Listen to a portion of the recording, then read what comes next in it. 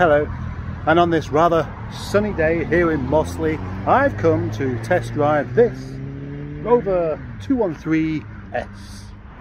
It's a very cute, compact Rover made famous by the film One Flew Over the Cuckoo's Nest, where Jack Nicholson was mistaken for a firefighter. And hang on, this isn't right, is it?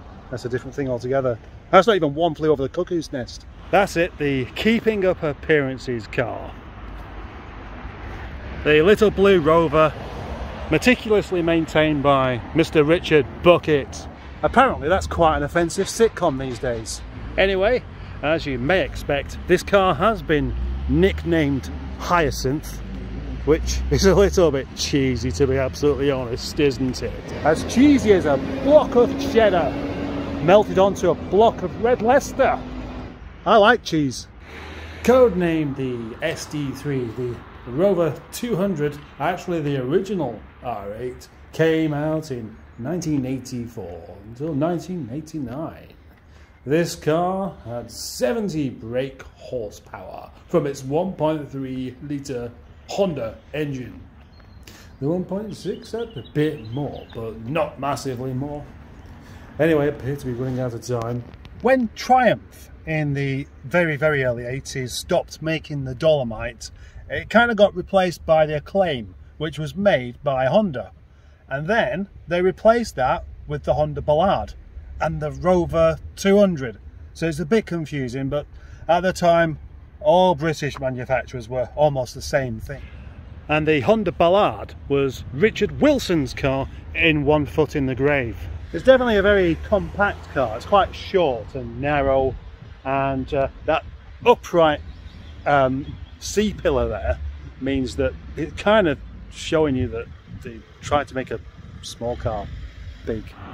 Yeah, the A and C pillars both make it look really, really very 80s indeed. It's kind of bolt upright look about it.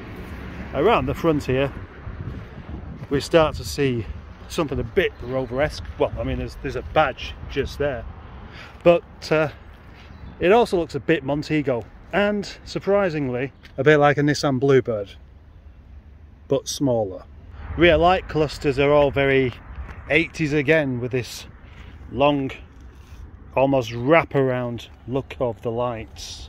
It does actually stop there for the number plate, but it's not a very big gap. But look how that thing's come back in fashion. All cars these days seem to have this rear wraparound light again. Lovely clean exhaust in the back there. It has wheel trims and not alloys. Not many cars had alloys at the time, so I'm glad to see this one hasn't got them, because it would just kind of spoil it. This that has just passed its MOT today. It is owned by a chap called Lee, who has been asking me, well, he's been telling me that I can review his car for quite a while. But the only thing is, it's not even been washed yet. It's been sat at Rover Revival for months.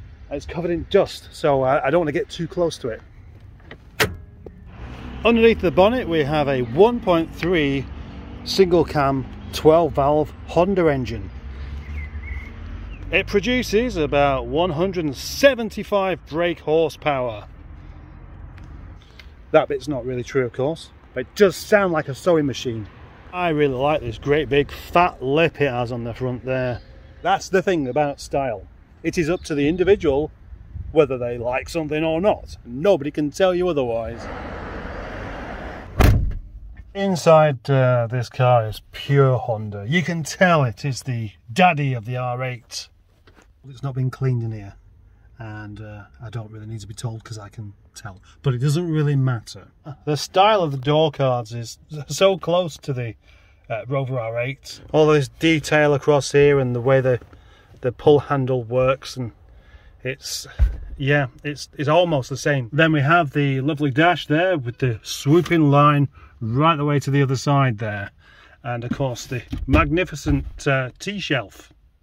My friend Matt Richardson always refers to that as the T-shelf, and I agree, but I used to call it that as well. I used to call it long before YouTube was about, to be absolutely honest, so, you know, I like you, but I'm not copying you. The Villa seats are really, really lovely and comfortable and hard wearing, of course, and then this centre strip up here it doesn't even look that dated. I mean, overall, it does look like a very kind of retro car.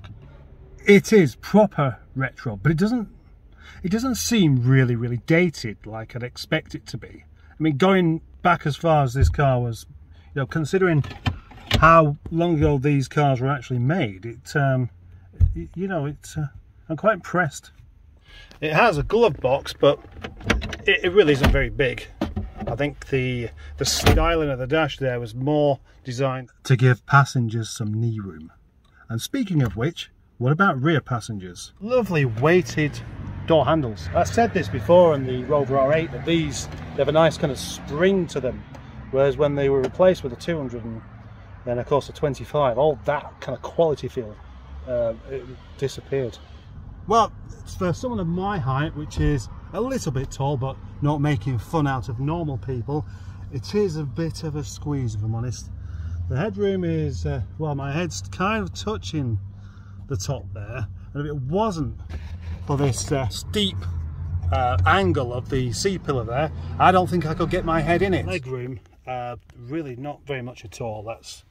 I'm actually touching the seat there, and the driver's seat isn't put so far back that should be the case. So it's not really a good car for 4 proper sized passengers. It is time I now have a drive in this car. How wonderfully easy that starts. One turn and it's on. Well, this drives rather lovely indeed. Again, it doesn't feel that old a car. It feels more like just something like an R8, but without power steering. And it doesn't feel quite as nimble, but it just feels very familiar. That's the thing. Although there's no power steering, the steering is light enough. It doesn't feel heavy at all. Tell you what though, it's quite peppy. It just picks up from low range and just gets going, and it's not going to be particularly quick, I wouldn't have thought, even with 175 brake horsepower that it hasn't got.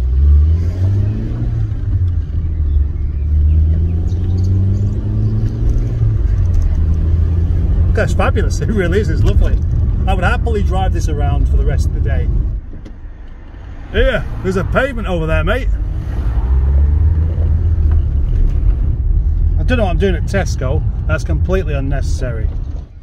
Now the really funny thing is the owner of this car hasn't even seen it since it's been fixed. I'm driving it before he has. Sorry. Typically this car is very easy to drive. Everything's kind of where you'd expect it to be, and the gear changes are smooth and easy to locate.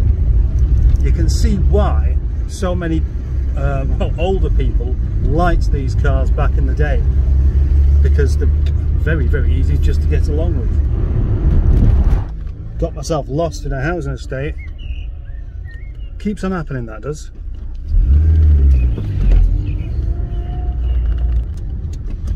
I realise it's got a really lovely transmission noise, this car as well. Again, it just sounds so what's the word? Just lovely. Just really, it's quite a happy car.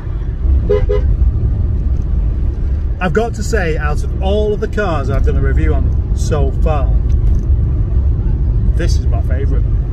It's very close to that Maestro, but I actually prefer this just a tiny bit more, and that's unusual because I've had the Rover 827 in there, which was a brilliant car and quick as well, and the Rover P5B, the 3.5 litre V8 automatic.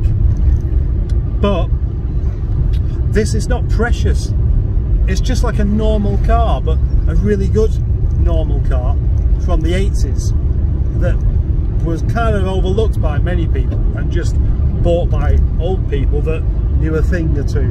It's actually quite a floaty drive. It's almost boat-like. It's not the slightest bit sporting, but I like that. Miss the sound of the old English countryside where all cars sounded like this. What a shame. And now, of course, BMW, Audi, Ford, Peugeot, Volkswagen. Wake up, man. It's just so dull. Everything looks the same these days. That's something that everybody says, isn't it?